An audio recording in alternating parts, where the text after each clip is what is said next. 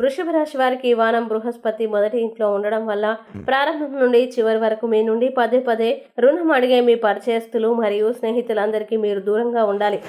ఎందుకంటే ఈ సమయంలో రుణంపై డబ్బు ఇవ్వడం మీకు హానికరం. కేతువు 5వ ఇంట్లో ఉండడం వల్ల ఇలాంటివి చేసే ముందు మీ ఇంటి వ్యక్తులతో చర్చించండి. అలాగే ఈ వారం వీధి ట్రాకుల్లో కనిపించే వస్తువుల్ని తినవద్దు, లేకపోతే మీ ఆరోగ్యం అకస్మాత్తుగా భయపడవచ్చు. అటువంటి పరిస్థితుల్లో ఇంట్లో శుభ్రమైన మరియు మంచి ఆహారాన్ని మాత్రమే తీసుకోండి మరియు వీలైతే రోజుకు సుమారు 30 నిమిషాలు యోగా చేయండి. ఈ వారం మీరు మీ పాత స్నేహితులకి లేదా సన్నిహితులకి విందు పార్టీ ఇవ్వవచ్చు, ఎందుకంటే ఈ సమయంలో మీకు అదనపు శక్తి ఉంటుంది. ఇది ఏదైనా పార్టీ లేదా కార్యక్రమాన్ని నిర్వహించడానికి మిమ్మల్ని ప్రేరేపిస్తుంది.